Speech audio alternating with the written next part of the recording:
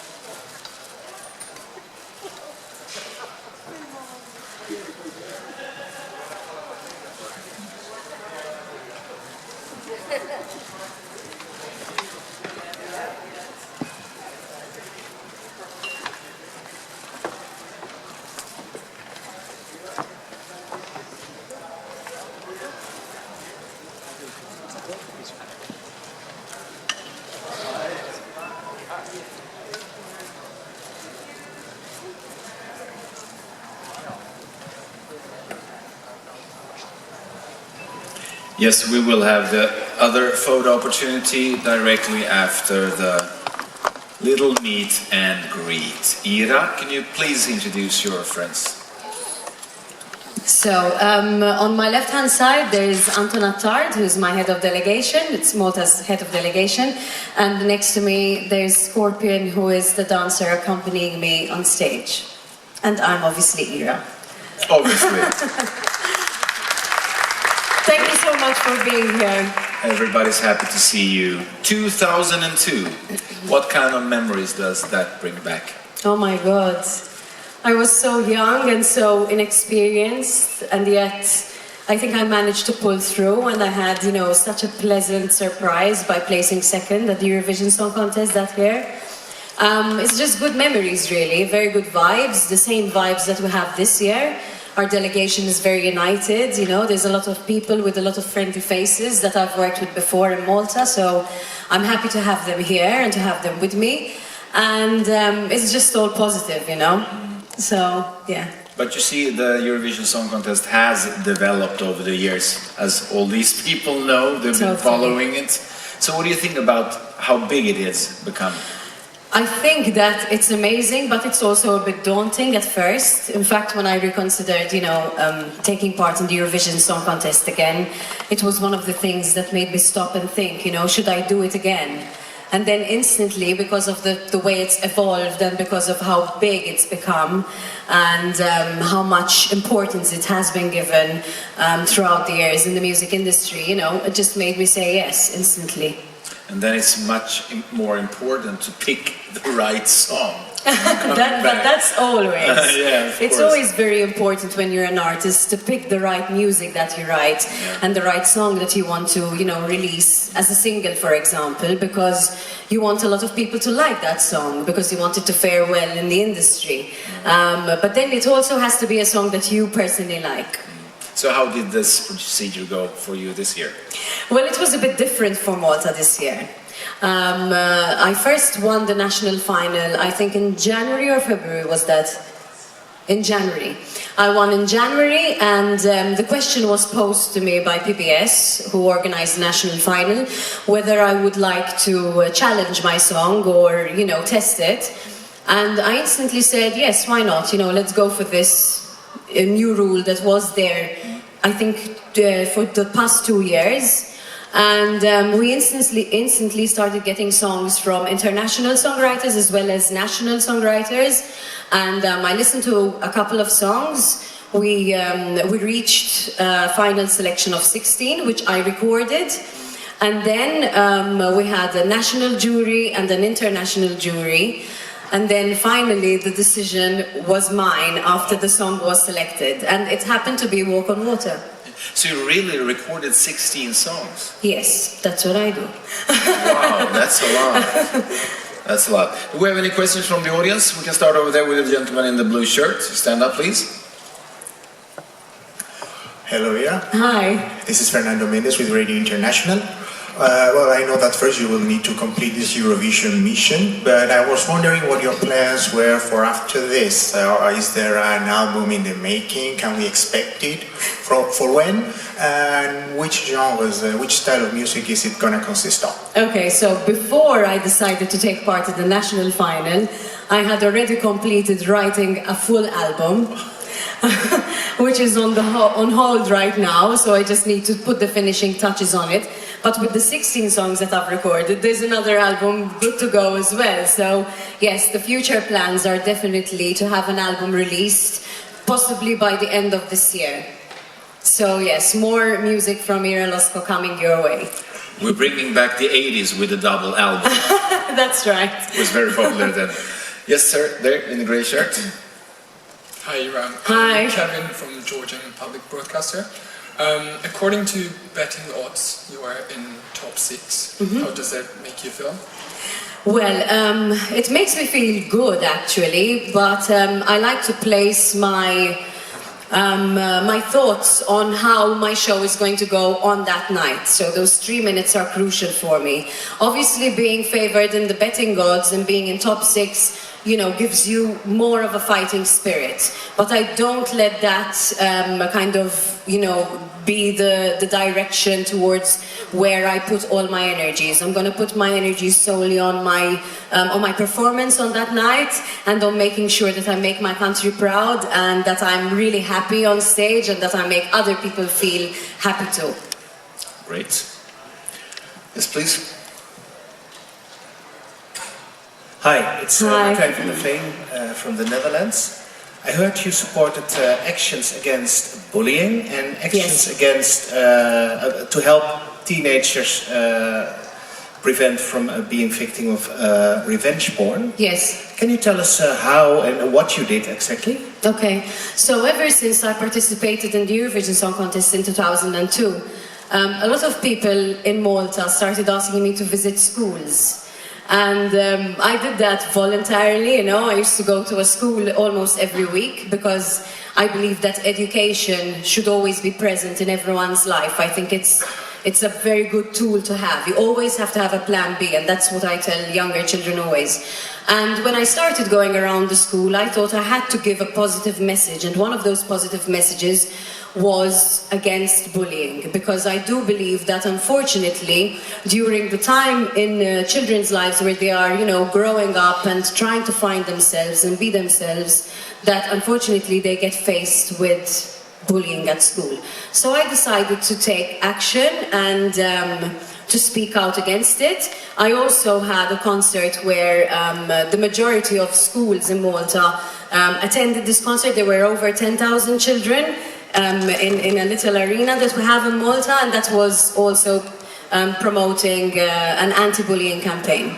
Great. Yes, Alistair, please. Hi, Ira. Hi. Alistair Birch from SBS Radio in Australia. I understand you've been involved in making music for TV commercials. Is that correct? For TV commercials. Yeah, in the very, very early time in my career, yes, I've done some jingles. Oh, okay. I was going to ask, how is that different from regular TV music? And do you remember your maybe catchiest jingle? I don't know if I remember my catchiest jingle, but I remember that, yes, the first job I was asked to do was write a jingle for a particular campaign, which I won't mention so that I don't mention any any adverts. But yes, I mean, it's completely different, but it's also fun because you need to get the juice in those few seconds. It's fun to do as well. What kind of feeling is it to be in the viewing room and watching and listening to the song you've been working for a while with now? How was that? It feels amazing. It feels good because it feels like we're reaching a pinnacle, you know, we're reaching the summit now of all the journey, and it feels comfortable. It feels really good. It felt comfortable being on stage, so it feels comfortable to watch myself. Obviously, there are things that can be improved, as always. That's why we have, you know, these rehearsals. But yeah, it feels good. Questions? Gentleman there in the white t-shirt. Hi, Ira. It's Josh Hi. here from wiwibloggs.com.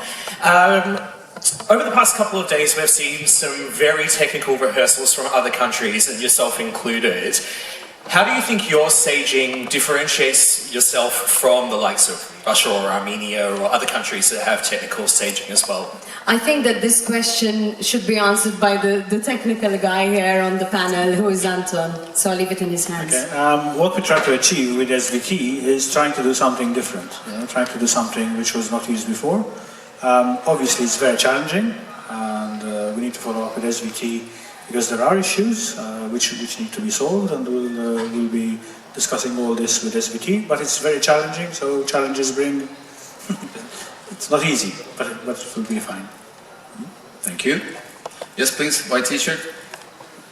Hi, it's Danny from ECA. Nice to see you again. Hi, Danny. You went to quite a few of the preview parties around Europe, yes, in Riga and Amsterdam and London. How were they for you, and how was it to get your song across to the fans there? It was really good fun. In comparison to when I first participated back in 2002, this was a pleasant thing to do, because I got to meet a lot of the other contestants, whereas, you know, before you didn't really get to meet them because the rehearsals were scheduled so tightly next to each other, so you'd only see the person before you and the person after you and just said hi and, you know, kind of exchanged niceties to each other. So this was really good because we got to become a really little close-knit group. It was also exciting to share the song live before we actually got here and did the rehearsals, and it made us, I think, a bit more comfortable as well because we sang it live beforehand. So yeah, I love the pre-party idea. I think it's great. Is it the first time you're in Stockholm? No, actually it's my third time, because I've been here on songwriting missions with Dead Mono and with Marcus Black as well. Yeah. So you can probably give some pointers to these people out here what to see and what to do in Stockholm. Well, unfortunately, when you're songwriting, you don't get to do a lot of sightseeing. It's airport studio. Exactly. And it's indoors for like hours on end. Okay. So I think I would like you, after this press conference, to tell me what I can see in these 15 days. Great. Black t-shirt there in the middle. Hi, JP. Hello, I'm Team Malta. Good to see you again, and welcome back to Eurovision Song Contest. Thank you. Well, first of all, congratulations to a fantastic vocal performance you had on the rehearsals. We saw that here in the press center. You are a well-established artist in Malta and also beyond that. What are your expectations for your career after the Eurovision Song Contest? How can it be helping you?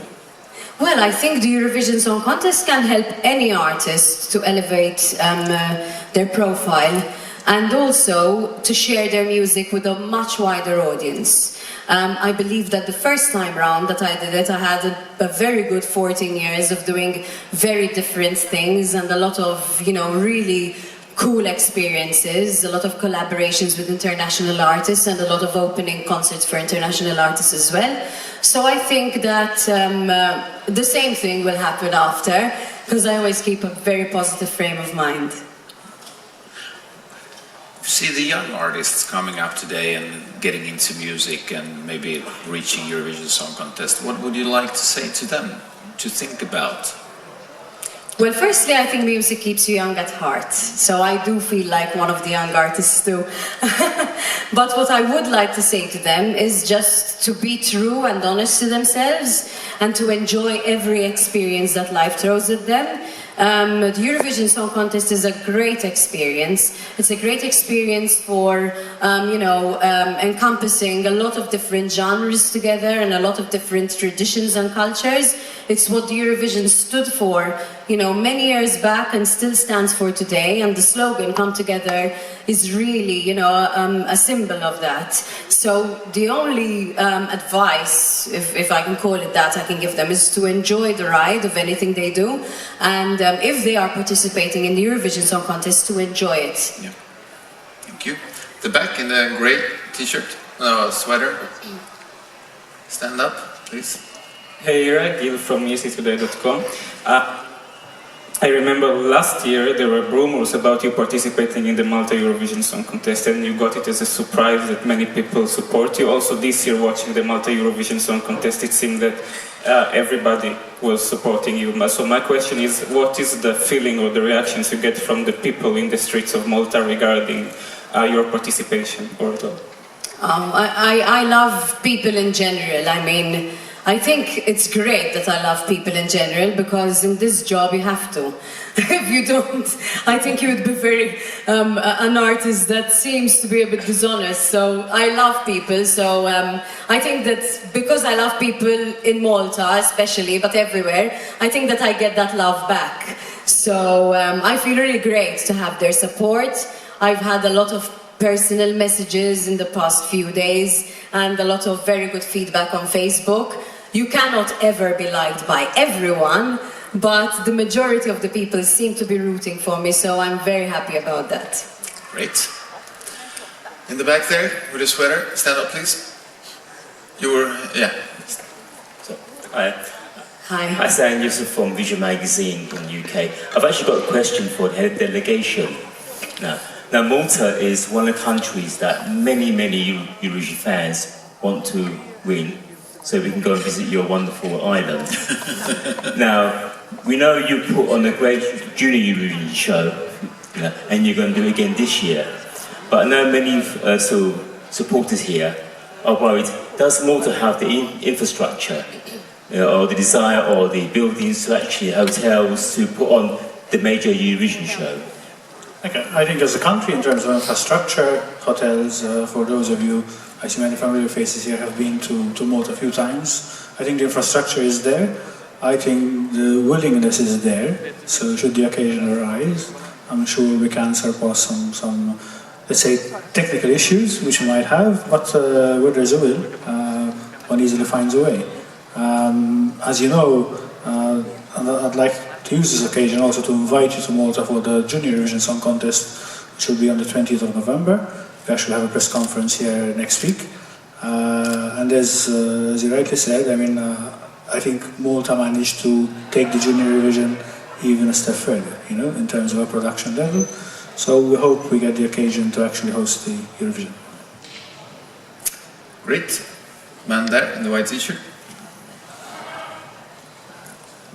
Hi, I'm John from Eurovision Ireland. Hi, John. I've been told by a friend that while you were away from Eurovision, you performed in a revival of the classic Tema 79. Yes. I'm hoping that's right. If you could tell us a bit about what Tema 79 is about and what your experience was like doing that. Well, the experience was actually very good. It's a song that many people in Malta really love and have close to their hearts. I was very honored to be asked to sing this song. And all I can say is that it speaks about Malta and all its history and tradition. Anyone who hasn't heard the version can find it on YouTube, and I hope that you will enjoy our beautiful language, which I'm so honored to have with an island of only 450,000 people.